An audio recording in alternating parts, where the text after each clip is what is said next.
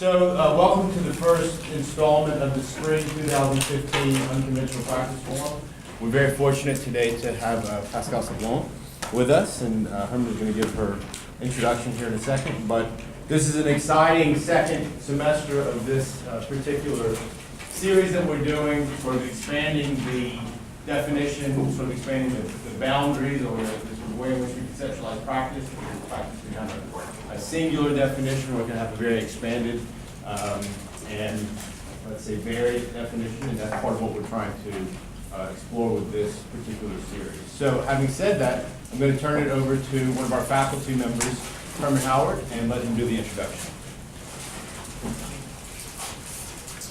Thank you, everyone. I'll just stand over here for now. I'm very excited that we have such a guest today. I was a little bit concerned at first, being on a Friday, the beginning of the year, about what the turnout was going to be. So thank you, everyone. Thank you so much for coming. And I'm really glad that it's primarily students.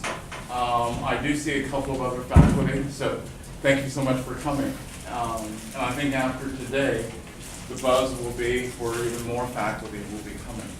But I had the pleasure of meeting Pascale Sablan in Philadelphia during the NOMA conference. And I'll give a shameless plug for NOMA as well. This year, the students here from Georgia Tech won first place, and the NOMA Design Contest. So I was really so proud of them. But there were other first place winners for design as well, and one of them was Pascale. The project that she won first place for was a design project that she was doing on her own, I'll put it in that sense, or let's just say freelance, for a project in Haiti. And the reason I'm kind of smiling about that is with everything she's doing, you really wonder where she gets the time to do this. But so much of it is about process and collaboration. And as students, at the ages, at the experience, at just being out there, when you have partners, when you have a process, and when you understand collaboration, there's so much that can be done.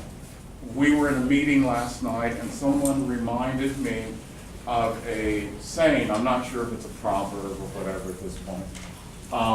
But it was, if you want to go fast, go alone. And if you want to go far, go with others. Today you're going to be seeing something and hearing from Pascale, which I found to be truly remarkable. I think the work that she does, I think her presentation, and even just the collaboration with her team was just astonishing. And that was very much the takeaway from the NOMA conference in Philadelphia. I won't go so much into the project, she'll talk about that, but I would love for everyone to think about that at such an age, only a few years out of school, the types of things that she's engaged in are the same things that we should really be setting our sights to. I asked my students just a couple of days ago, who are only third-year students, I asked them where do they want to go to grad school, and they all looked at me like I was strange, like, why are we talking about grad school this early on?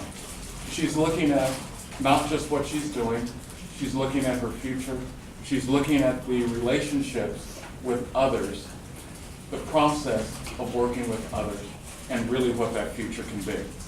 We are just joined by Garfield Hurt, president of NOMA Chapter. There's some other people from NOMA coming in as well, and maybe we can have some additional talks and dialogues afterwards. But Pascale has been on a plane, stayed up late, gotten up early, and I'd love to give as much time to her as possible. There's an extra chair if you guys want it. So we could all, once again, give her resounding welcome, and we turn things over to you. Thank you.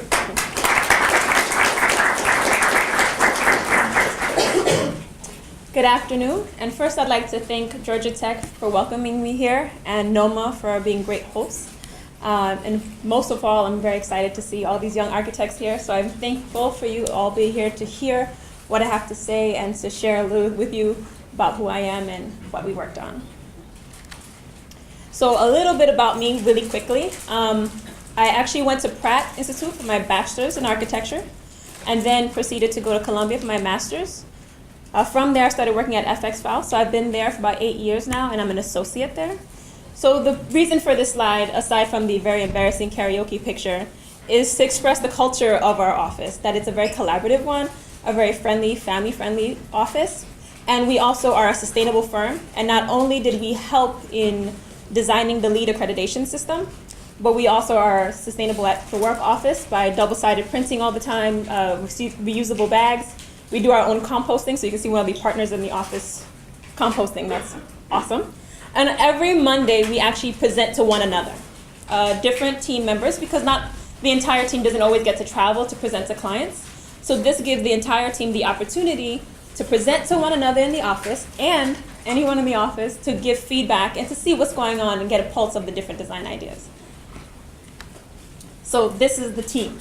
So I wanted to show this slide because it expresses that it's anything that I'm presenting up here, I definitely did not do alone. It's a huge effort and it's a global effort. And so what I put by putting everybody's background flag next to them is to show we're all building in a context that we're not familiar with, but we bring our own cultures and sensitivities to that to be as sensitive and as respectful to other cultures. So this is technically the partie for this presentation. Through the lens of the construction phases, I want to express how we use about 5 softwares throughout to help us document and design, and how those softwares also touch base and inform the very important design milestones that we try to achieve. So I am not a software rep, nor do I ever want to be, but I want to just give you a little sentence per software so that anyone who's unfamiliar with it would just get a sense of what the software is for when we talk a little bit more about it throughout the presentation. So Ecotect is a great tool for climatic analysis. And I say climatic and not only solar because it also evaluates many aspects, not just solar, but it's a very good tool. And also, as you can see on the right-hand side of the screen is the infographic. That's all the slides of the presentation. And the top 5 are the software. So as we go through, you're going to see the software and which slides in the presentation this software actually impacted. So we also used Rhino. Rhino is a really great precise modeling tool. We use it a lot for not just designing iterations in the beginning, but for documentation towards the end of the project. 3D Max is a really great software that we use for parametric modeling, meaning we didn't have to, if we wanted options or variations, we didn't have to continue to copy or duplicate the file. We can just add and subtract different parameters or modifiers to make the changes.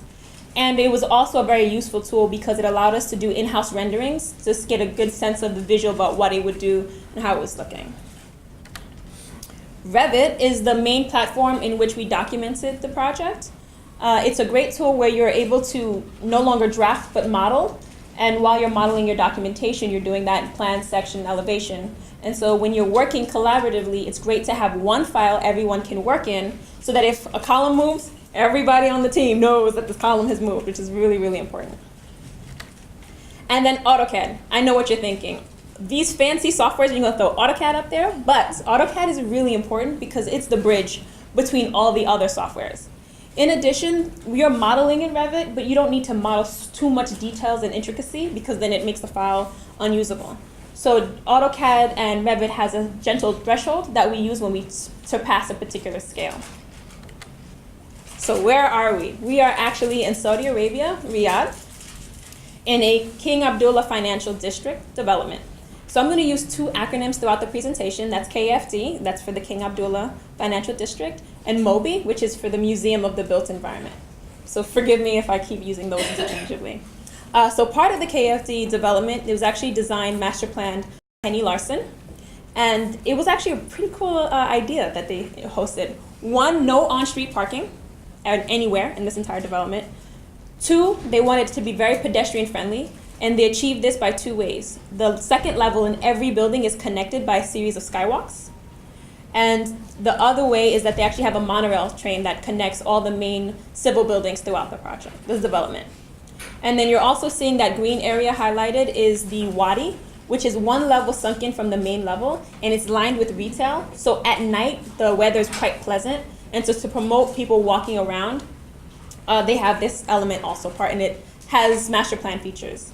And the orange buildings that you're seeing highlighted are the 11 buildings that FXFOWLE was hired to work on. Out of the 11, I worked on 5 of them. So, okay, you start a project, first thing you gotta do is start doing the research, especially if you're not familiar with the location and understanding what's important to them historically, construction-wise, as well as what holds pure in their hearts, religion, everything. Just try to get to know and be sensitive and have a good touch to whatever we design moving forward. So, okay, we know we're in KFD, we know we're in Saudi Arabia. Let's see how it reacts to the climate. So, part of the infographic, you'll see sometimes the band expands, and I have these little nuggets of goodies that's in there to kind of tell you a little bit more about what the software can do. So, since it's Saudi Arabia, and I'm unfamiliar with what the weather looks like over there, you can actually click on the right-hand side of the screen and select Find Weather Data, and it's able to go into the U.S. Department of Energy website and get any weather data station from any country all over the world. And what's great about this is usually every airport has a weather station attached to them, so it's pretty vast in terms of data. Plus, that data is given multiple times, so you'll have 2, 3, 4 different years of data that you're collaborating with. So you're not maybe only analyzing just one particular year, but a gamut. And so that gives you not only an average, but the trend of what the environment is doing there.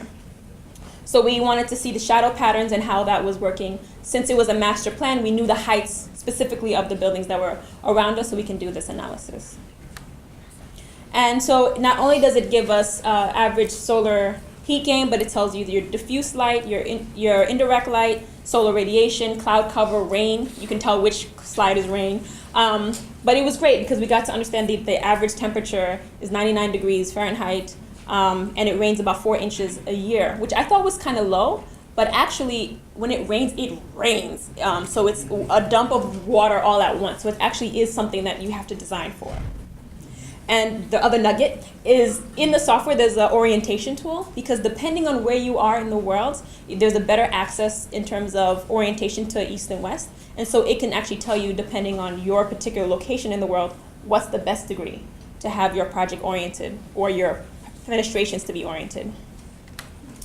So concept design, we're getting in there, guys. So in the master plan, our project actually falls under 2 categories. It's an attractor and it has a wadi facade. So an attractor are the civic buildings that we talked about previously that are scattered around, and they specifically are the jewels of the development. Therefore, it's mandated that they have a crystal-like formation.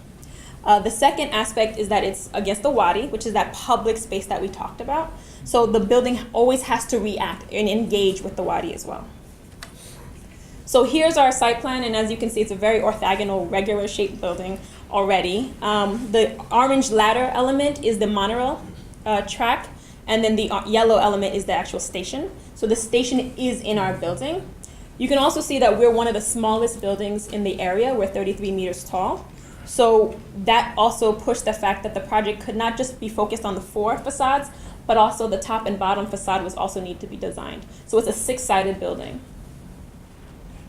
And the project is 89,000 square meters, which is like 900,000 square feet. So this is what the master plan had pulled out is what the project should look like.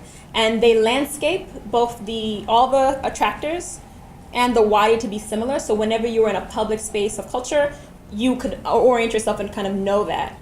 So what you see highlighted in the map are the various attractors, and that could be high schools, aquariums, convention centers, just different places of learning, and each monorail stops at one of those moments. And so when we were doing our analysis and figuring out the headrooms and the clearances and floor-to-floor heights, we realized that the 33 meters was not enough. So we actually had to get approval from the client and Henny Larson to allow us to break the 41 meter height, and to go up to 41 meters, excuse me. So we actually did not have an occupant. We had a client that was ready to design and build it as part of the KFD development, but no actual client that would be occupying the building to tell us, oh, I need 5 classrooms, 2 bathrooms, and a rest and relaxation room. So we actually had to hire an architect to design our program. which is kind of interesting. And so they gave us a complexity, a map of how they needed to have different orientations to one another, adjacencies, and where certain things can't be next to each other. But the biggest takeaway from this program diagram is that the exhibit area is 5,000 square meters, and the logistics and back of house, the support space, was almost just as big. And I go to museums a lot, and I never really perceived how much work or back of house it actually takes. There's a crating room, uncrating room, quarantine room. And it's really intense to see all that it takes to actually put a museum and have it run well. So 89,000 square meters sounds like a gazillion dollars. You kind of can't get your mind wrapped around how actually big that is. So to do that, we did some scale studies where we found two different museums that were similar in scale. I know what you're thinking. They have 35,000 square meters. That's because that's about the size of our project, and the rest is actually below grade parking because there's no on-street parking. Okay, so this is the best part. So our design process. So after the team had done all this investigation together and found all this information culturally about the site and so on and so forth, the weather, we sat down and one of the senior partners at the firm, Sadir Jean-Baker, who is my self-proclaimed best friend, said, okay guys, you have 1 week. Have fun, draw what you want, design what you think will solve it. At the end of the week, we're gonna pin up. I just want 3D printed models and some renderings. Go to town. So we actually sat there, never left, and just kind of had fun and came up with actually almost 50 different design ideas amongst 5 of us. Each of us had 5 or 10. And then the 3D Max team, who were more savvy with 3D Max, actually took the Rhino's team files and did the perspectives and renderings. So we would sit with one another and say, okay, where do you want your camera to be? What are the good global cameras that we all should have? And then the Rhino team took our 3D Max files, and they were able to close it up and make sure that the normals were pointed the correct way so that it can be 3D printed. So from the very beginning, we were very much collaborating with one another and playing to each other's strengths and weaknesses. I could waste your time by asking you all the billion of questions on how to close my model, and you could ask me what my render settings are, but instead just give me your file and I'll give you mine, and we can make it all come together. So at the end of the week, we had everything printed. We were able to fit about 3 or 2 models per time in the 3D printer, which was great. And so we were ready for Sadir. And so we got up and we each presented to one another about what we thought was important, supporting images and so on and so forth. And Sadir said, guys, you know, Pascale, your number 1 looks a lot like Herman's number 5. And Tristan, your number 2 looks a lot like Brian's 10. So what his point was, let's reshuffle the walls and put it according to concept. So, okay, in us developing and designing this project in these initial massings, it was taking an attitude about how we wanted to handle the larger programs. So with the cloud, there was a lot of us who thought it made sense to throw all the gallery space as high as possible and have all the other back of house at the bottom. Another group of us had other designs that actually had the galleries in multiple spaces so that it felt like it transformed and had a various experience. And others were like, oh, let's carve it and sculpt it and really accentuate it and make the building itself a sculpture. So we had 3 different distinct ideas. The important part about this is when Sadir went to present this project to the client, he didn't present an image or a picture of this is what your project will look like. He said, here are the concepts. And so from a very early on, we talked exclusively in concepts. So the client was able to pick a concept and see 10 variations of what that one concept can develop, and they could be very different. That kind of makes sense? So to support those physical models, we then created some diagrams in 3D Max that helps to show how we were distributing those programs in terms of plate forms so that the client could more understand what we were trying to propose. So this one was the cloud. This one was bridge. And what was interesting about this one was that it was not a series of pancake stacked slabs, but how one program melded into the other and how they occupied double height spaces and pockets of great gathering spaces. And then here's the cliff. I kind of really like this one. It was Nobu's baby, but I thought it was so interesting.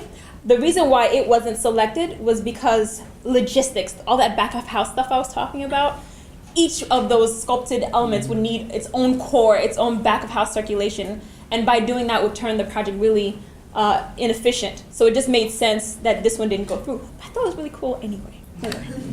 So this was the scheme. The client really liked the cloud idea. He thought it would be the reverse, so he was very intrigued by this idea. And even though he picked up my model as the selected design, I don't think what was designed was technically my model. I think it was literally a Frankenstein of all of the best of each design, but I want to just highlight the top 3 that I think really formally gestured. So the reason why he picked mine, he really liked the way I went across the wadi and made it a light touch to the other side and created a second pedestrian walkway, an experience to experience the wadi back to the main building.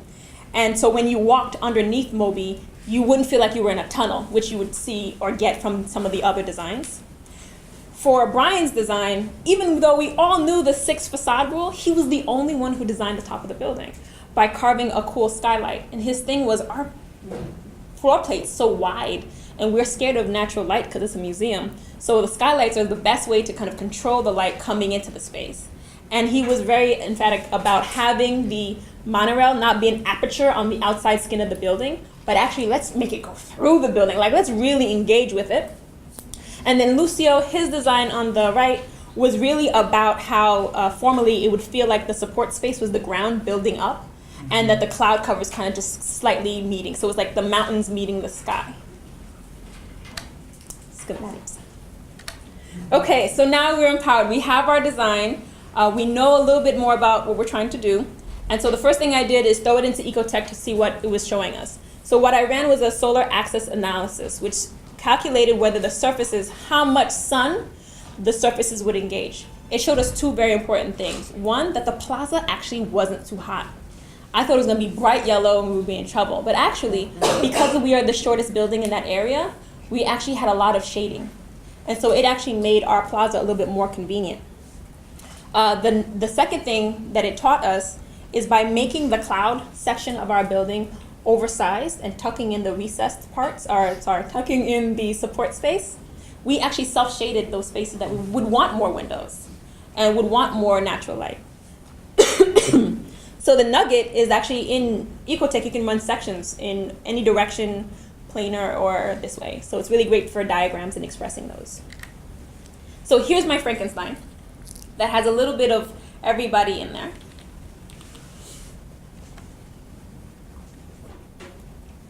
So my assignment actually was to study the program and give it purpose a little bit. Since we didn't know who we're designing to, I was like, oh, it's whatever I want it to be. But using the guidelines that the architect had developed for us, I realized what you see on the right-hand side, the colorful bar shows all the different types of programs, and the black bars are the different floor plans. So according to that map that she gave us, so it couldn't ever really be a pancake of program, that the programs needed to braid in together to really work efficiently. And so I started studying different types of galleries. And so there's many types of galleries, but these are the 2 main ones that I saw recurring over and over again. The grand hall with these systematic, rigorous satellite spaces that you tuck into and have like a focused experience. Or this large container object experience where you have these more flexible sizes and shapes and shifting, but you're still coming out of the main space to go into a smaller space. And so I challenged that and said, I want both. Because architecture, you never can completely detach yourself from your context. There's always some understanding of it. So what happens if we have the grand hall, but also have the satellites within? So that set up our principles, not just for the gallery, but for the museum itself. And those principles are museums without walls, beyond the white cube, cultural happenings, interior, exterior, and presence. So we started doing different breakdowns of what that gallery spaces would entail, because it's permanent and there's temporary exhibits. And I emphasized the fact that temporary galleries need to be the furthest away, because that's what really brings people in. So you gotta force them to walk through the permanent and maybe discover something new each time to get to the temporary galleries. So this is what is showing here. And although this diagram was originally a circulation diagram, I thought it was the best diagram to express to you the different sandwiches and layers of what our project was doing. So again, you're seeing the galleries on top, a main ticketing area in the middle, adjacent to the two-level monorail station. Underneath that, you're seeing the support space, and then you're seeing our 2 skywalk bridges that connects to the neighboring buildings. All right, so to get through this section, I wanted to show you our final look and then express the process of how we got there. So this is the 2 floor plans, the 3rd and 4th floor of the museum. And you're seeing pink is the gallery space, the oh, mouse, hello. The fourth floor is a temporary gallery area that actually connects to an outdoor terrace, because we're building a museum of the built environment in a development of like 80 buildings all going up at the same time. So therefore, its context is actually part of the exhibit. So we wanted to create an outdoor space that was part of that expression. So that's what you see here. And so this little vignette is a moment inside the terrace where you're seeing the facade does a little bit different for it. And also on this floor plate is a restaurant. So how do we get there? When we're trying to design the gallery experience, we're like, okay, what's it gonna be? The grand stairs that you always see in most traditional museums? Or a common space that had just many different ways of modes of getting in and out so you can bypass certain exhibits? Or a general transition that goes from one area to the next. And so you already know which one I pushed for. But as we were showing these elements to our structural engineer, he said, you know, guys, the two cores at the end are great, but the core that you have here in the middle, that's not where it needs to be. It actually needs to be here. And it actually made sense because we're talking about that moment being the core of circulation. So wouldn't your elevators and stairs be there too? So, you know, sometimes structural engineers can be designers as well. I'll give it to them. So here you can see that we start to ramp up in the gallery space up through, and then you have your restaurant there, and then you proceed up to the fourth floor to the terrace. And so these are axonometrics that we actually developed in Revit to show what those spaces would start to look like. And you see the relationships between those spaces and a secondary atrium that was created. The other little nugget that I'm showing you here are design options. So in Revit, you can actually model certain aspects of your project different ways, and through a series of design options, click them on and off. So for this particular reason, we used this design option to show / prove to the client that you can have different types of gallery exhibits in one space without impeding the documentation of the set. And so of course, no study is complete without models. So we laser cut, so we use AutoCAD and a little bit of 3D printing to laser cut it. So this is a good shot of what the gallery is doing. So even though ADA is an American Disability Act, we actually felt that it was important to take that internationally and make sure that the museum was open for all. So we have a series of ADA ramps that takes you up per platform and actually meanders you through the gallery space. And if you want to bypass it and you don't need a wheelchair, then you can take stairs and go straight on. And these moments become those satellite moments that you get to have a focused experience but stay within the large cavity. And this main wall here actually divides the gallery from the monorail station. So we created a Juliet Balcony, to call it the Juliet Gallery, where when you're in this space, you can actually go out into a balcony floating in the middle of the monorail station. And so in that case, you have a nice little transition, a touch of a bridge between the two different programs. And so here's a section cut used through Revit to generate. And I wanted to show this one because it showed the stepping transition of the gallery space, as well as the shift in height of the two different sky bridges. Of course, both of our bridges were at completely two different elevations. So therefore, this also had to make the adjustment on the ground level, on the second level. It also gave us the opportunity to start sliding in a lot of these back of house spaces, this plethora of back of house spaces, into very discrete areas where people would not perceive them. And so this is a view through the gallery looking back down towards the core, seeing the outdoor terrace on your left-hand side. Monorail. So the monorail is an important feature that we've embraced that we're going to take on. So we have the two sky bridges, and you enter here to get into your turnstiles, and then it has its own atrium on the platform level. And then we have the main ticketing hall in this zone here. And so this diagram here that was also cut in Revit shows you how the train kind of moves through the project and how that relates to the skin in the enclosure. So having those two different atriums, the public atrium and the monorail atrium, only had one glass wall dividing the two. So again, that's a moment of two different programs kind of merging and having a nod to one another. So we did some quick studies in Rhino at first, kind of testing out what it would look like and how it would feel proportionally. Then the 3D Max team took over and started to make it look a little bit more polished for the clients taking on it. And so you can see the Juliet balcony of the coming in through. Mobi. So here you're seeing one of the sky bridges.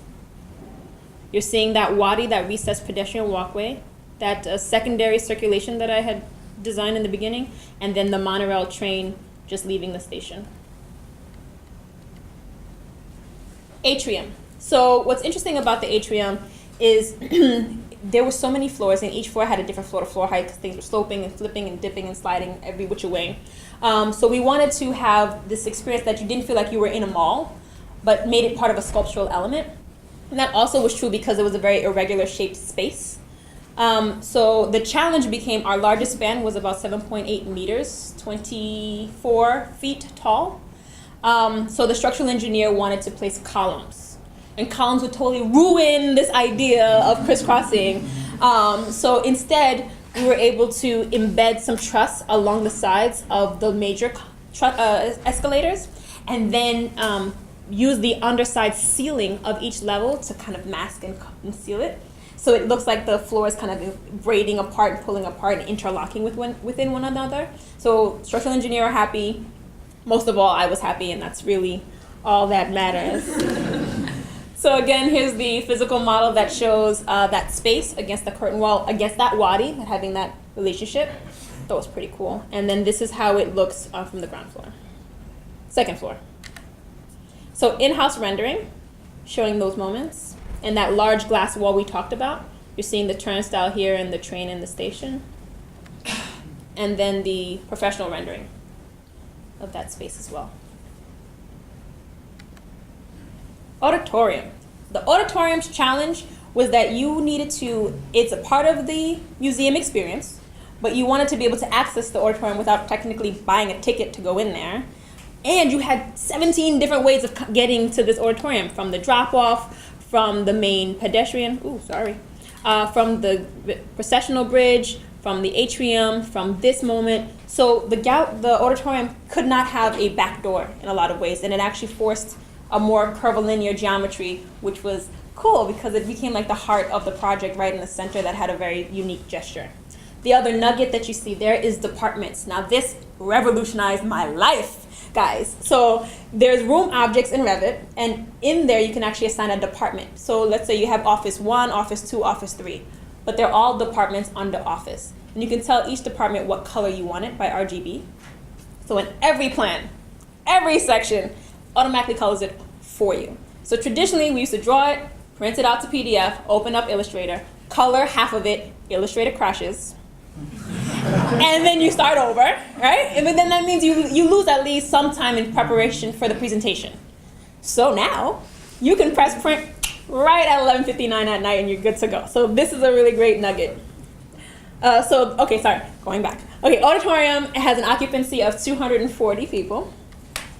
And so these are some of the options that Nobu had come up with. And I actually fell in love with the middle concept that he came up with, because for me, that was the only one that truly did not have a back door.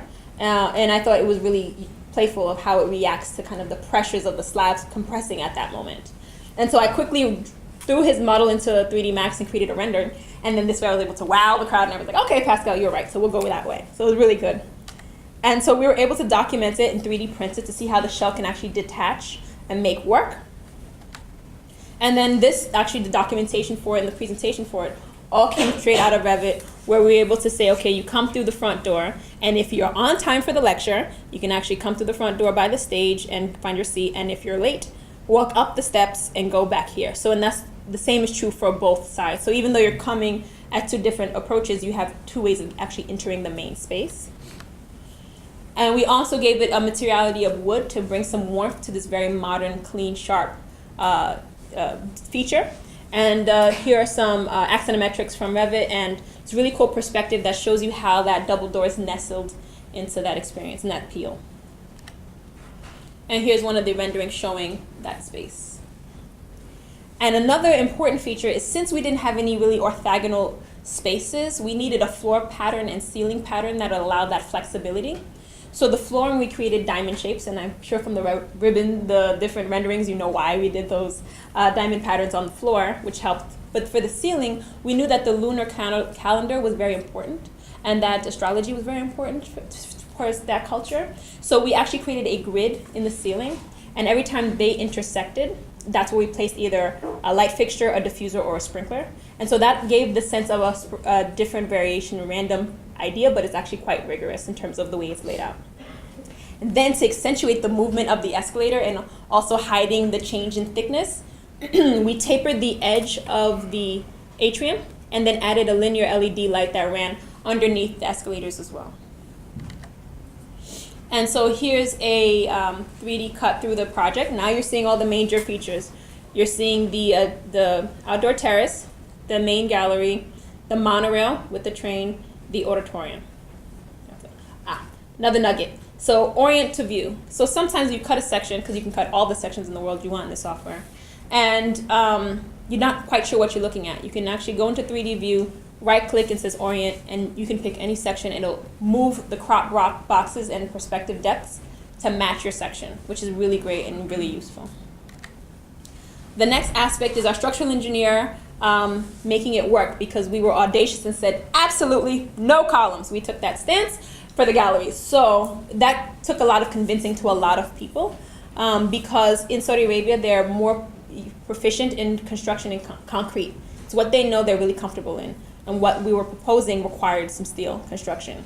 So we had to definitely be mindful of where we were using the steel and really prove that it was worth it. So the steel was actually solving two very important issues.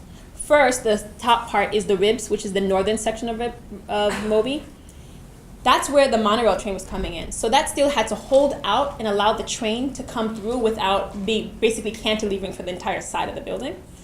And the other that transitioned over the wadi was basically a bridge, so it needed to be cantilevered and supported in that regard. So we had two different structural strategies to support the gallery above there.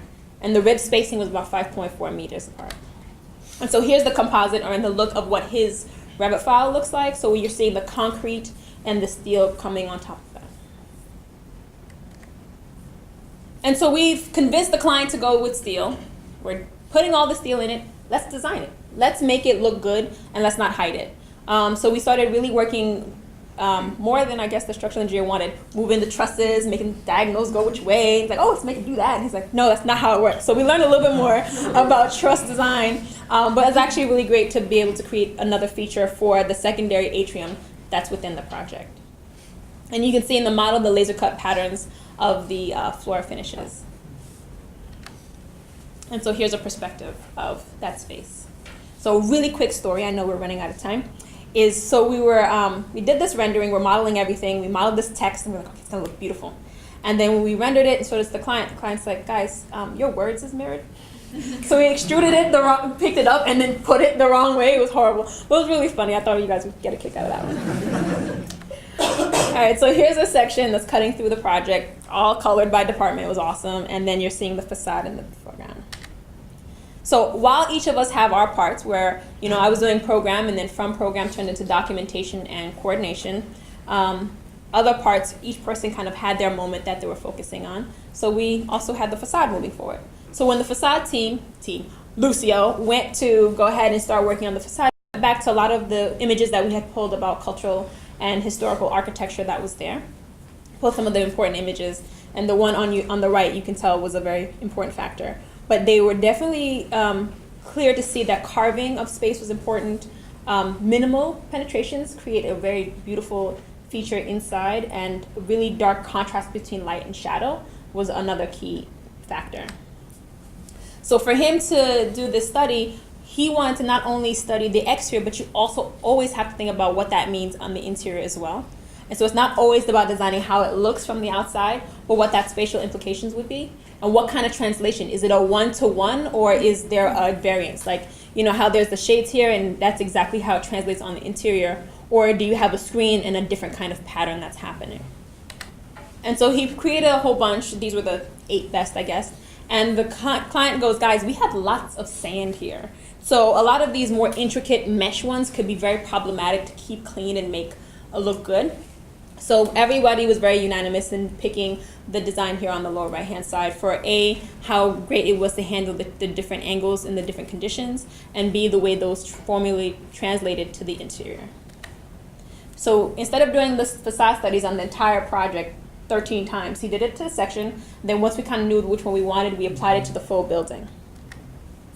So I grabbed the model and threw it back into Ecotec because I wanted to see whether all our sculpting and pushing and pulling had that affected the self-shading that we had achieved previously. And actually it showed us something else. Yeah, it did kind of mess us up in the glass here. So what we needed to do then is change the frit pattern and apply actually a more intense frit pattern to the transparent glass. And B, by canting the triangles facades of the facade, we knew where was the best location to actually have those fenestrations because it was, again, self-shading itself.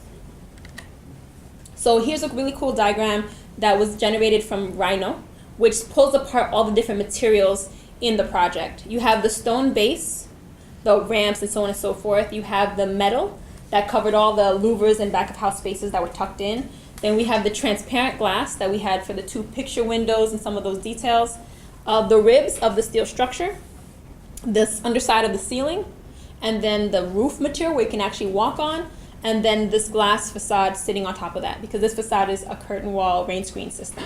So that sand and water, when it comes, can go through the cracks and go down without affecting the real building envelope. So we did a model study, and this is what I meant in terms of the shading that it was doing by canting the triangle. And these are the sandwich of the facade. So you have that 5.4 meter spaced ribs. You have the secondary structure and then the tertiary structure that connects and where you attach your panels to. The important aspect of it is these windows seem like they're placed in a very random location, but they actually had to be strategically placed to not to fall in the same line of where the ribs are located. And so there's actually many, many types of panel types, but these are the main ones. And the one on the lower left-hand corner was the one that we used for the outdoor terrace. And so we also use AutoCAD to do the laser cutting of the project and create really cool models that can glow and light up, and also push the idea of stars and moving that forward. So each facade panel is 3 meters by 6 meters, which is 9 feet by 18 feet. So it's quite gigantic. Sometimes the scale gets lost because it's such a big project. Mobi. So that's what you guys have been seeing around campus. So here you're seeing the outdoor terrace that starts to blend in the facade panel treatments, the moments of fenestration in both parts of the gallery. You're seeing the monorail and the wadi and the main areas here.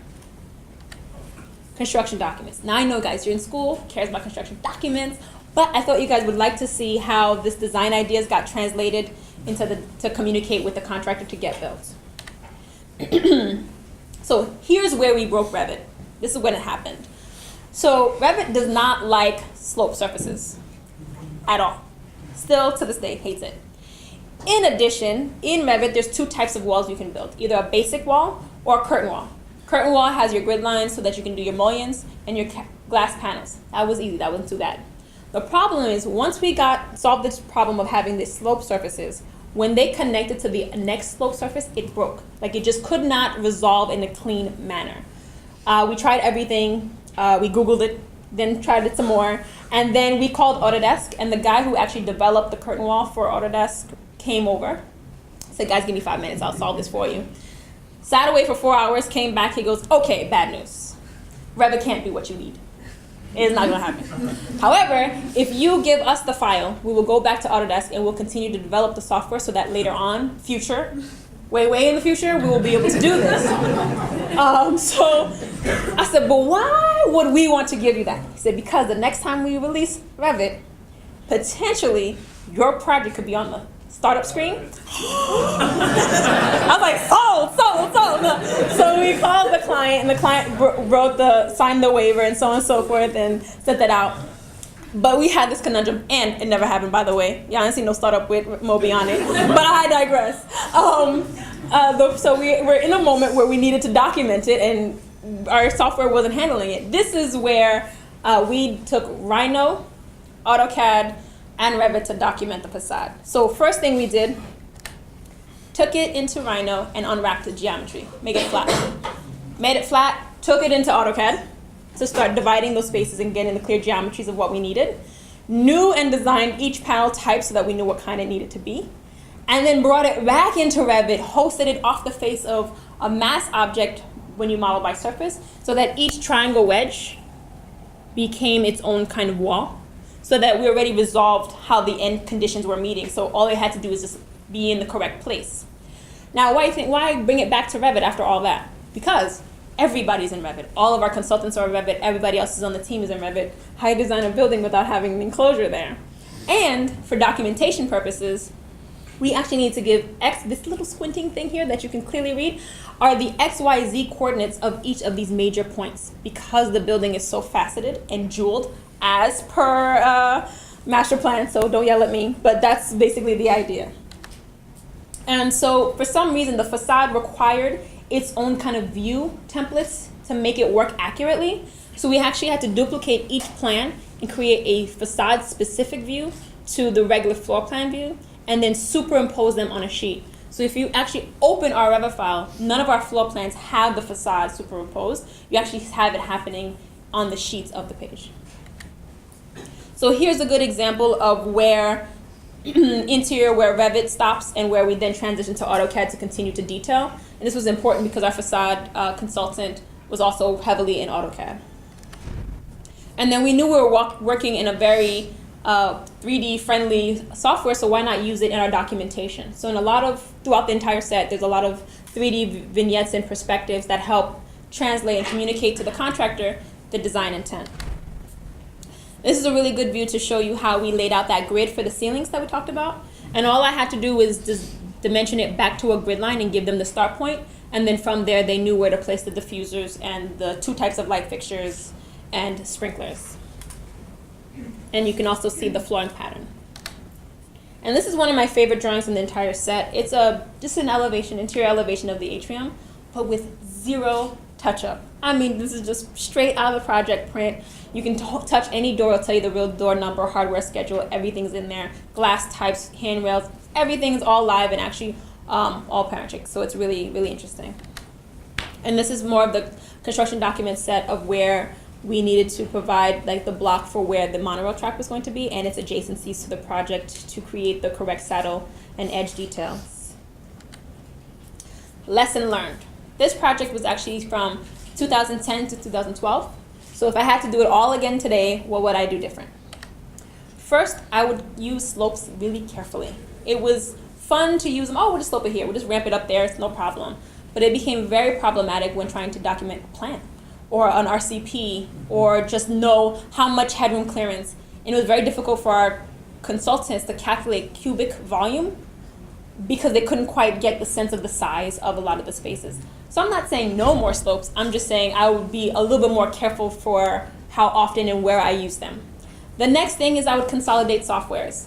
5 softwares is a lot to use, and I know what you're thinking. You have, 20 installed on your machine? What's 5? No problem. But if you can concise it, it's a lot of things to keep up. Some are more finicky than others, some crash, some can't do what you need it to do, so you need another. So Autodesk has been developing Vasari, which is a Revit plugin that can do a lot of what Ecotec was doing for us. However, it doesn't evaluate the walls that you build. You actually have to create a mass object for it to assess. So it's like I had to build it twice. I still rather prefer to go into Ecotec, but I'm sure soon they'll be able to modify that. In addition, instead of drafting in AutoCAD, you can draft in Revit, and it actually would be better because then your line weights are always consistent. Clouds, tagging, title blocks are always consistent, and when you need to get information, it's actually in one place. So that's another way of consolidating and getting it down. The third is collaborating with consultants on the same software. And so it's really problematic if half of us is in one and the other half isn't. And the version. And the version makes a difference because if somebody forgets to downsave, then a whole half of the group can't use the file till that person comes back. So it's also really important. So here's the evolution of Mobi through the different phases and softwares.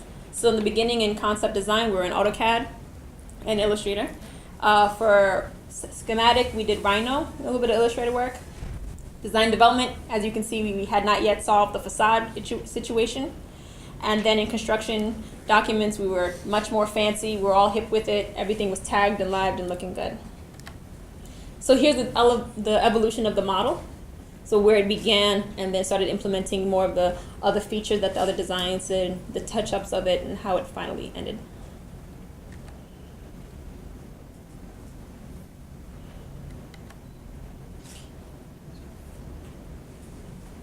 And I gave you construction photos. So construction actually kicks off this year, but the monorail station and poles are being located now.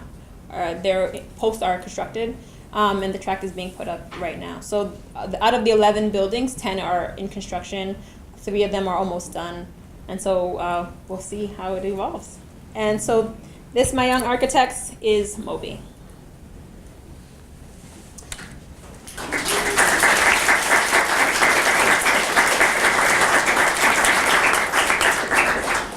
So I have a quick, really fast animation for you.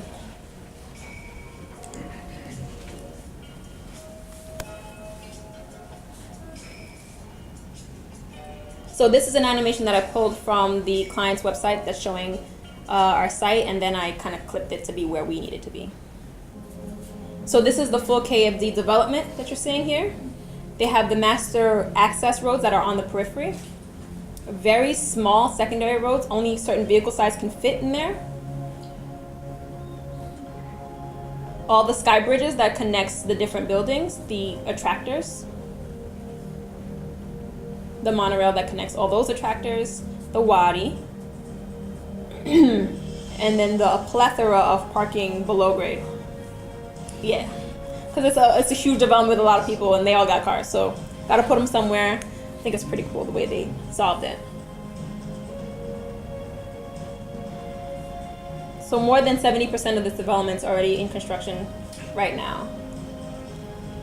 And it's their music and it's fun. So there's Mobi. So what they did was actually demand a 3D model from every different architect in the entire development and made their own master promotional animation that highlighted it. And then I added some stuff to it. All right, done for real now.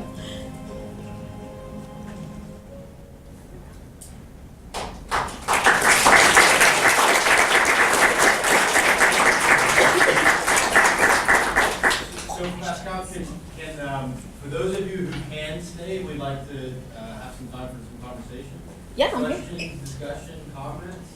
I know some of you probably have to go off to your next class, but we'd love to have some discussion. That's really the intent of these talks. All that, no questions? All right. What other museums did you like when researching other buildings and with this type of program, like worldwide? Like, what are some that you came across that caught your attention? One of my favorite museums is the Guggenheim in New York City, just because everybody's always mad at the architecture for being so damn good that they think it takes away from the art. It's like step your art game up. So I really like the idea of pushing architecture to be its own sculptural piece. And so that was one of the museums that did that. And in the Guggenheim is actually a continuous circulation ramp as well, which is really fun. And certain artists use that to engage with it. So I'm really hoping that the artists also get inspired and design their installation accordingly to the building.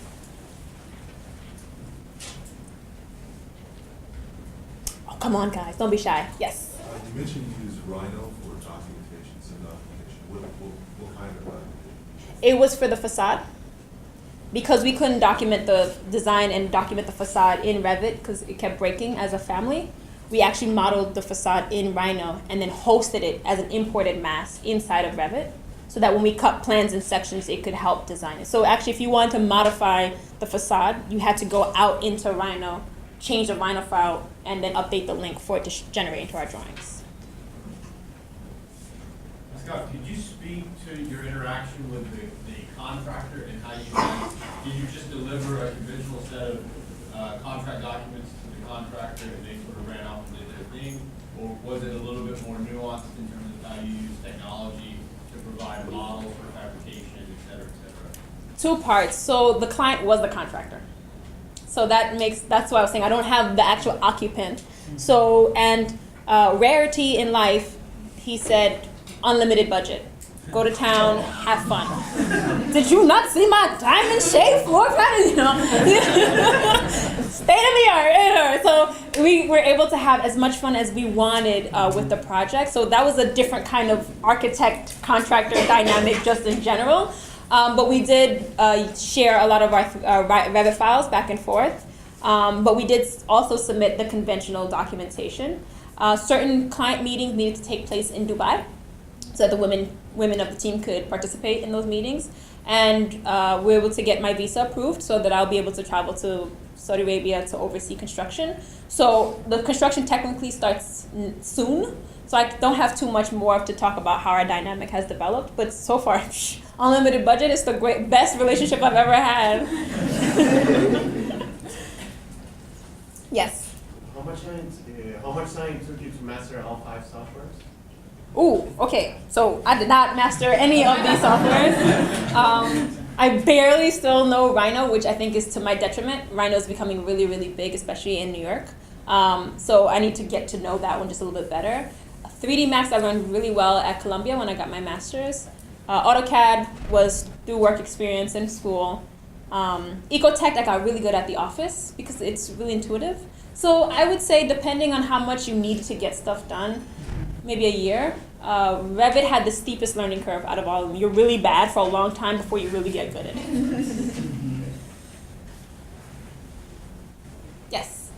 I guess back in 2010, I don't think Revit even had this capability, but I know now they have the conceptual massing tools and stuff where you can do some of the more organic sort of shapes and facade treatments and device surfaces and stuff. Have you guys started to play with that inside of Revit? Just thinking about kind of staying in one software? Or? Well, we needed to use mass objects. For us to be able to host those facade pieces, we actually had to create a mass object, select the surface, and then, like model face by face. That's how we selected it. I still think massing objects, because I'm in Revit 2014, I think they're still a little too finicky for my taste. Like, I can't go back and just pull a point. Like, I gotta start over. I think it's still a little crude. I think 3D modeling and sculpting are still much better done in Rhino and 3D Max, for sure. But yeah, I know they're developing it, but they're not there yet. Yeah. Are you guys playing with Dynamo at all in Revit? Yes. So another one of the projects in this development is called 411 that we did, and we needed to use Grasshopper and Dynamo to help script how that facade was going to be designed. So actually, it worked really well. Do you think that's becoming an important tool in your Yes. life? It actually was mandated that we all installed it at the office and start to get more familiar with it. Because that would have resolved a lot of those issues in terms of your curtain wall. Mm-hmm.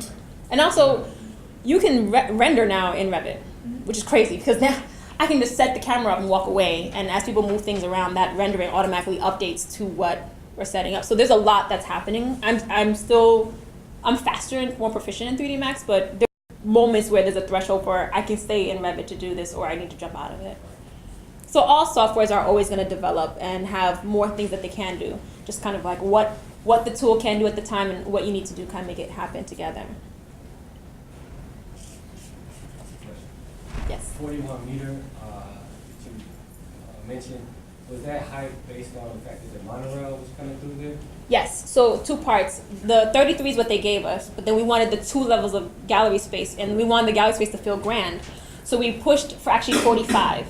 But there was another building too close to the project that was already at 45 meters, and they wanted us to be the lowest in that area. So that's what pushed us to 41. So that was our buffer. We're like, okay, we want 45, but we'll settle for 41, and that's what we got.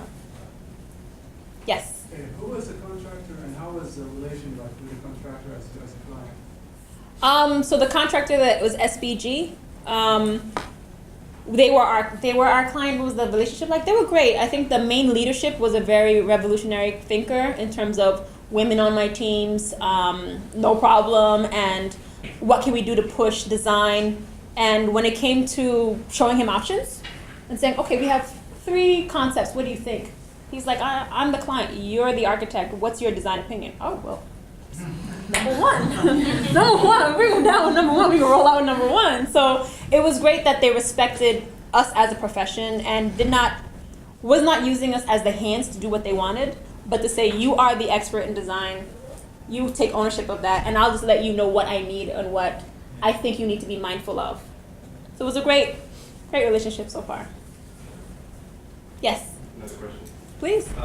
Maybe you mentioned this, but how many people were on the team, I guess, from your side and everybody else? And then how long, I guess, for each phase? So schematic took about, 6 months, and PD was 3 months or whatever.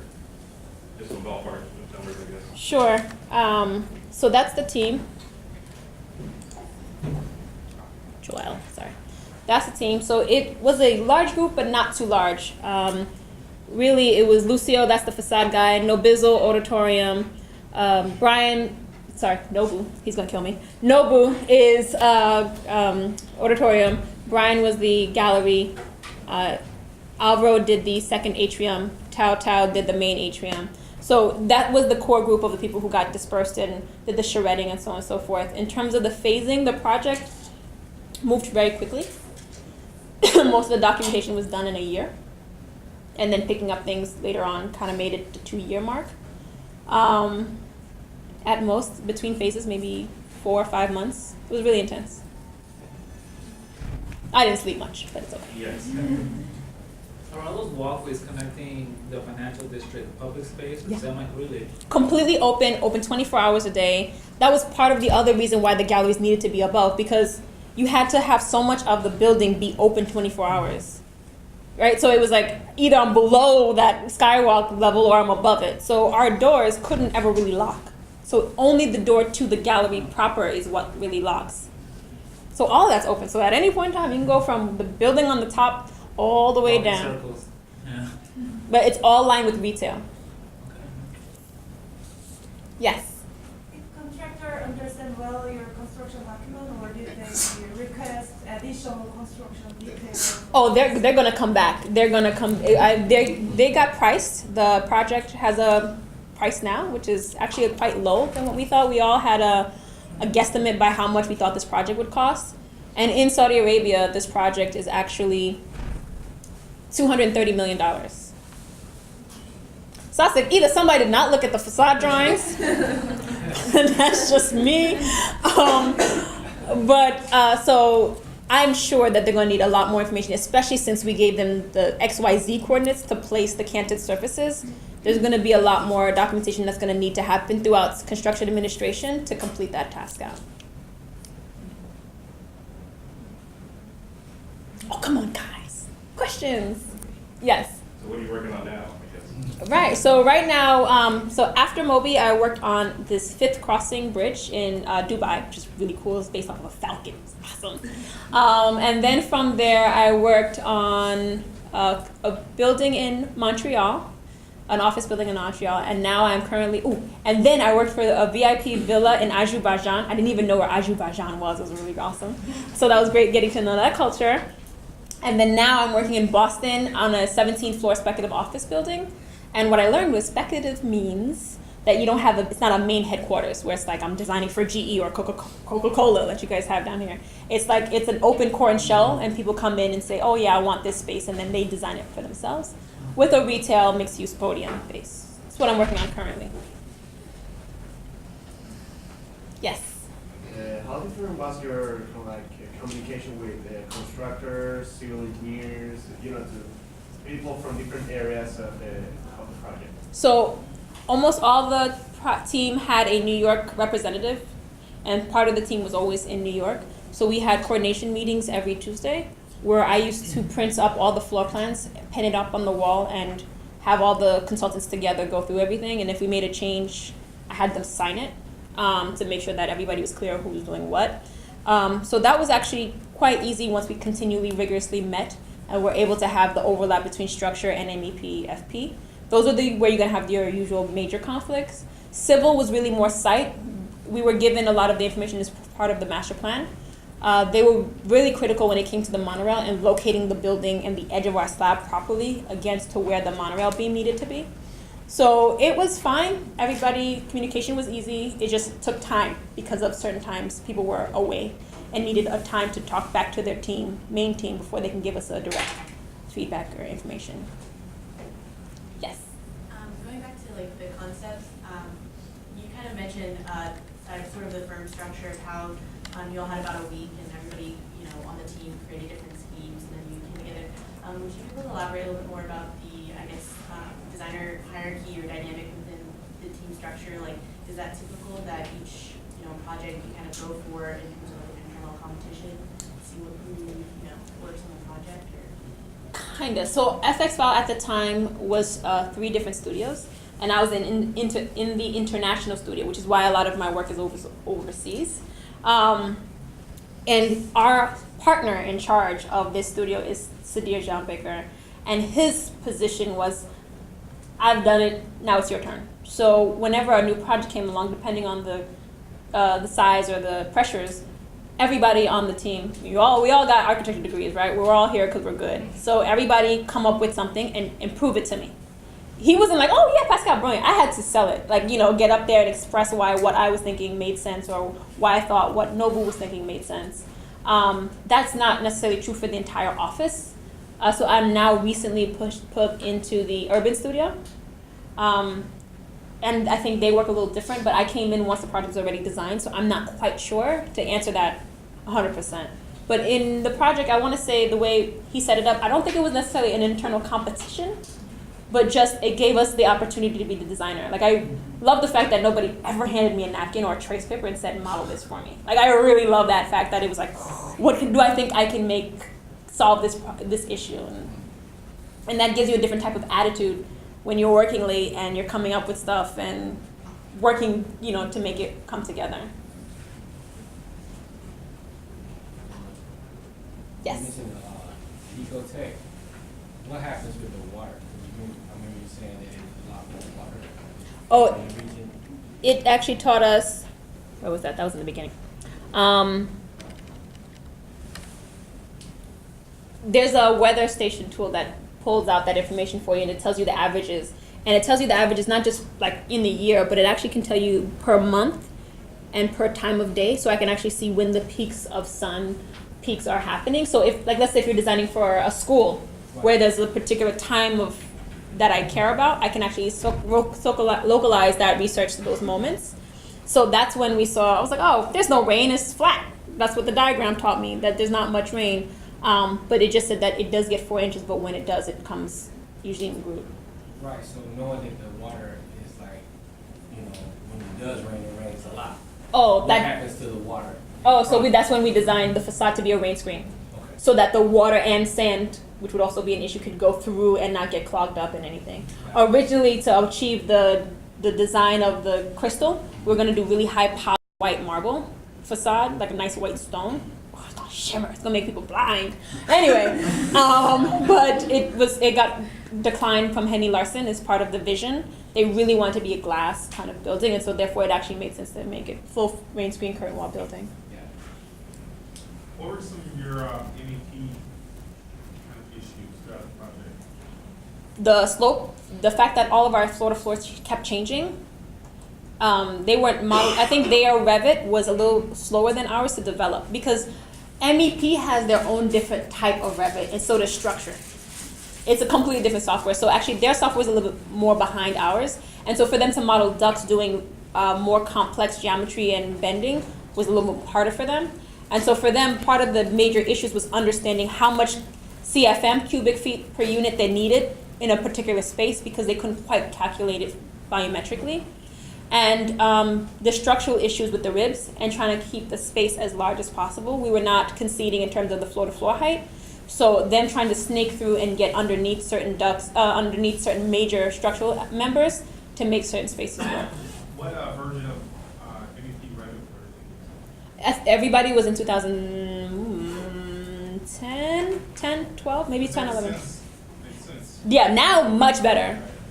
Now much better, but at that time it was really behind. Well, that's what they tell me. I didn't spin around in it. Yeah, 15 is like superb. Yeah. Yes. Build also this nerdy software conversation. Please. What's your favorite tool or command for if you have one? Or maybe there's so many. In Revit, definitely the department, because usually it was me that was coloring the plans and sections ultimately anyway. So just anything that allowed my time to just be more focused to design work, the happier I was. Yes. How often were you guys sharing the models between consultants? Every Monday. Every Monday? We got theirs on Fridays, looked at what they changed, updated ours by the end of Monday night, posted. And then our coordination meetings on the following Tuesday. And then follow-up calls on Friday mornings. It's a lot of collaboration, guys. So I know in school we get to work on our own thing for us, and it's awesome, and we don't have to worry about anybody. But when you get into the working environment, you're collaborating with everyone. So just get really used to sharing and communicating quickly and efficiently.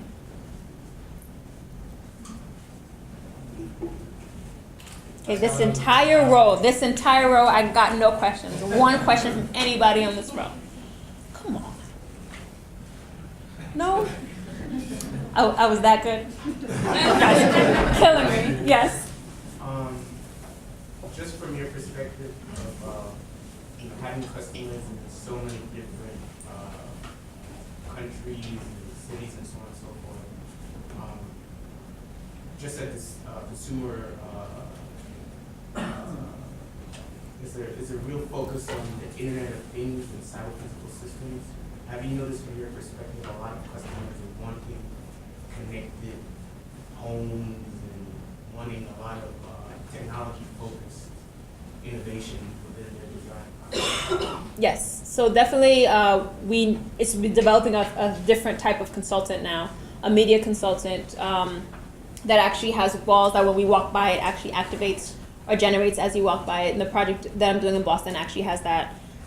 We have elevator cabs that are completely LED monitors, Samsung monitors in there. So you're, instead of that like corny ass square thing that tells you the temperature and the news, like now you're kind of surrounded by it, which could be interesting.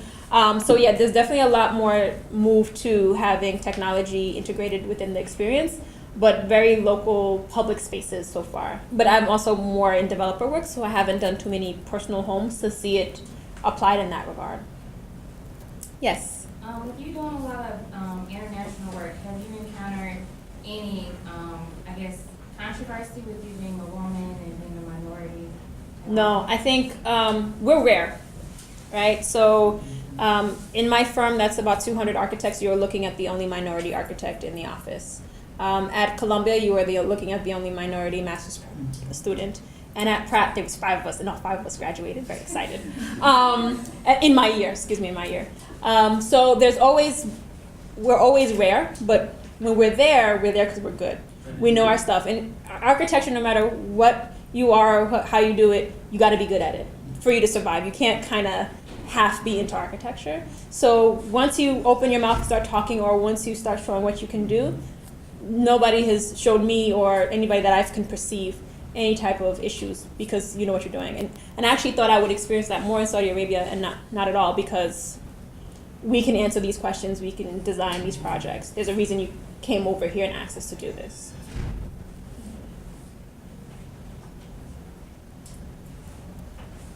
Thank you so much, guys.